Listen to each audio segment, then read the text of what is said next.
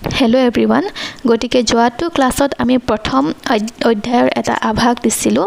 আৰু আমি পদাৰ্থ বিজ্ঞান মানে কি সেইটো পঢ়িছিলোঁ পদাৰ্থ বিজ্ঞানত কি পঢ়িব পাৰি সেইটো চাইছিলোঁ আৰু আমি ভৌতিক ৰাশি মানে কি সেইটো চাইছিলোঁ ভৌতিক ৰাশিসমূহক দুটা ভাগত ভগাব পাৰি সেইটো হৈছে মৌলিক আৰু যৌগিক হয়নে ভৌতিক ৰাশি মানে তোমাৰ ধৰি লোৱা যেনে দৈৰ্ঘ্য সময় ত্বৰণ বেগ দ্ৰুতি বল ইত্যাদি এইবোৰ সকলো হৈছে ভৌতিক ৰাশি যাক দুটা ভাগত ভগাই দিয়া হয় সেইটো হৈছে মৌলিক আৰু যৌগিক আজি আমি চাম একক মানে কি হয় এতিয়া ভৌতিক ৰাশিবোৰ আমি যোৱাটো ক্লাছতে পঢ়িলোঁ এতিয়া এই ৰাশিসমূহ জুখিবলৈ যিটো বস্তু ব্যৱহাৰ কৰা হয় সেইটোৱে হৈছে একক যেনেকে উদাহৰণস্বৰূপে তোমাক যদি কোনোবাই সোধে তোমাৰ ওজন কিমান তুমি কি বুলি ক'বা মোৰ ওজন হৈছে 50 কেজি কেজি বুলি লগাই দিবা তুমি অকল 50 বুলি নুকুৱা গতিকে এই কেজিটোৱে হৈছে একক কিহৰ একক ওজনৰ একক ঠিক তেনেদৰে সকলো বস্তুৰে একোটা একক থাকে তাৰ পাছত আহিলে আমাৰ আন্তৰ্জাতিক একক কাক কয় এটা আন্তৰ্জাতিক এককটো হৈছে তোমাৰ যিটো তোমাৰ আন্তৰ্জাতিকভাৱে স্বীকৃত ঠিক আছে সেইটো হৈছে আন্তৰ্জাতিক একক ঠিক আছে আৰু সেইটো সকলোৱে ব্যৱহাৰ কৰে পৃথিৱীৰ সকলোৱে যেটো এটা মানে উচ্চ মানৰ ভাবি লৈছে যে এইটো মানে আন্তৰ্জাতিকভাৱে স্বীকৃত দিছে ঠিক আছে হেতুৱে হৈছে তোমাৰ আন্তৰ্জাতিক একক যেনেকৈ ধৰি লোৱা দৈৰ্ঘ্যৰ কাৰণে তোমাৰ আন্তৰ্জাতিকভাৱে স্বীকৃত এককটো কি হৈছে মিটাৰ দৈৰ্ঘ্যৰ বেলেগো আছে একক সেন্টিমিটাৰো আছে বা কিলোমিটাৰো আছে কিন্তু আন্তৰ্জাতিকভাৱে স্বীকৃত ঠিক আছে এটা ষ্টেণ্ডাৰ্ড যেটো হয় হেতু হৈছে মোৰ মিটাৰ ঠিক তেনেদৰে ভৰৰ হৈছে কেজি সময়ৰ হৈছে সেকেন্ড প্ৰবাহৰ হৈছে এম্পিয়াৰ উষ্ণতাৰ হৈছে কেলভিন দীপন প্ৰাবল্য হৈছে কেণ্ডেলা দ্ৰব্যৰ পৰিমাণৰ হৈছে মোল গতিকে এই সাতটা হৈছে মোৰ মৌলিক ৰাশিৰ যিকেইটা আমি পঢ়িছিলোঁ মৌলিক সাতটা ৰাশি থাকে সেই সাতটা ৰাশিৰ একক আৰু আন্তৰ্জাতিকভাৱে স্বীকৃত একক এটো ঠিক আছে তুমি দৈৰ্ঘ্য কিলোমিটাৰ ক'ব নোৱাৰা আন্তৰ্জাতিকভাৱে স্বীকৃত বা এসআই ইউনিটটো হৈছে তাৰ মিটাৰ এটো এসআই বুলিও কোৱা হয় হেতু হৈছে মিটাৰ ঠিক আছে এতিয়া আমি চাম মাত্ৰা কাক কয় এটা মাত্ৰা হৈছে তোমাৰ মৌলিক ৰাশি বিলাকৰ ঘাত আমি যোৱাটো ক্লাছত পঢ়িছিলোঁ মৌলিক ৰাশি সাতটা থাকে সেই সাতটা ৰাশিৰ যেটো ঘাত হ'ব সেই ঘাতটোক আমি কম মাত্ৰা বুলি আৰু মূলত আমি তিনিটা মৌলিক ৰাশিহে ব্যৱহাৰ কৰোঁ হেকেটা হৈছে ভৰ দৈৰ্ঘ্য আৰু সময় যদিও আমাৰ সাতটা আছে হয়নে নহয় সাতটা আছে ওপৰত একেটা পাই গৈছা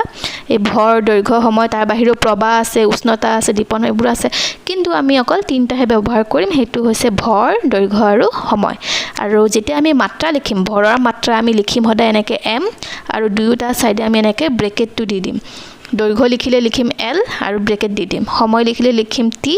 আৰু ব্ৰেকেট দি দিম হেনেকে আমাৰ ডাইমেনশন বা মাত্ৰা লিখা হয় ঠিক আছে এতিয়া আমি চাম কোনো এটা ভৌতিক ৰাশিৰ মাত্ৰা আমি কেনেকৈ উলাব পাৰো ঠিক আছে কোনো এটা ভৌতিক ৰাশিৰ মাত্ৰা উলাবৰ কাৰণে পদ্ধতিটো কি তুমি কেনেকৈ যাবা ঠিক আছে ধৰা হল আমাক বলৰ মাত্ৰা লাগে f এটা আমি f ৰ তোমালোকে জানা f মানে কি হয় ma যত m মানে হৈছে ভৰ বস্তুটোৰ ভৰ a মানে হৈছে ত্বৰণ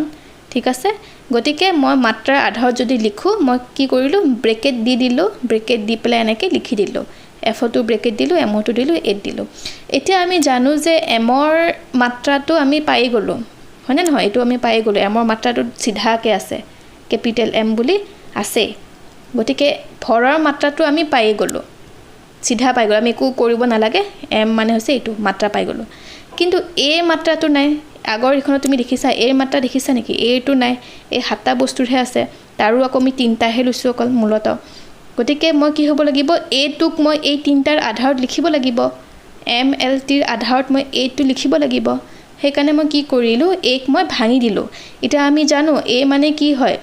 v/t v মানে হৈছে বেগ t মানে হৈছে সময় এটা এটাটো পাই গলো t টো পাই গলো কাৰণ আমাক লাগে ন m l t t টো পালো সময়টো পালো কিন্তু বেগটো নাই ইয়াতে বেগ আছে নেকি বেগটো নাই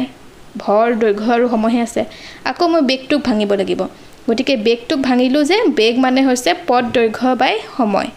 বা দৈৰ্ঘ্য পদ দৈৰ্ঘ্য আৰু দৈৰ্ঘ্যটো একেটাই বস্তু দৈৰ্ঘ্য প্ৰতি সময় এতিয়া মোৰ l ৰ কাৰণ দৈৰ্ঘ্য মানে হৈছে l সময় মানে হৈছে t গতিকে মোৰ আহি গল a ৰ মাত্ৰাটো l/t²। এটা মোৰ l আৰু t আহি গল m টো m ত আছে এতিয়া মোৰ এই দুটা যদি মই মিলাই দিও 2 আৰু 3 নম্বৰ সমীকৰণটো যদি মই একত বহুৱাই দিও তেতিয়া মোৰ কি হ'ব f2 আহি যাব মোৰ mlt - 2 বহুৱাই দিলে হ'ল হয়নে নহয় m to m বহুৱাই দিয়া a to l/t বহুৱাই দিয়া l/t² তেতিয়া mlt - 2 আহি গ'ল গতিকে f ৰ আমি মাত্ৰা কি পালো mlt - 2 হয়নে গতিকে আমাৰ ঘাত কি এটা f ত ভৌতিক ৰাখি f ত m ৰ ঘাত কিমান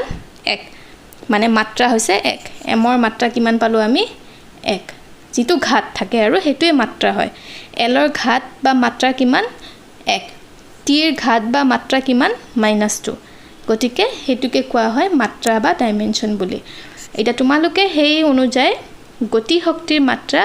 উলোৱা একে এনেকে কৰিবা গতি শক্তিৰ মাত্ৰা কিমান হ'ব হেতু উলোৱা ফৰ্মুলাটো কি হয় গতি শক্তিৰ যেনেকৈ আমি f = ma ব্যৱহাৰ কৰিছো গতি শক্তিৰ ফৰ্মুলা কি হ'ব e = ½ mv² য'ত m হৈছে ভৰ v হৈছে গতি গতিকে এটো ব্যৱহাৰ কৰি পেলাই উলাই দিয়া হাফৰ মাত্ৰা নাথাকে হাফটো এটা সংখ্যা হয় সংখ্যা বিলাকৰ মাত্ৰা নাথাকে মাত্ৰা অকল ভৌতিক ৰাশি বিলাকৰ থাকে যেনেকৈ বেগ দ্ৰুতি দৈৰ্ঘ্য সময় ত্বৰণ হেবিলাকৰ থাকে হাফটো এটা সংখ্যাৰ একো মাত্ৰা নাথাকে ঠিক আছে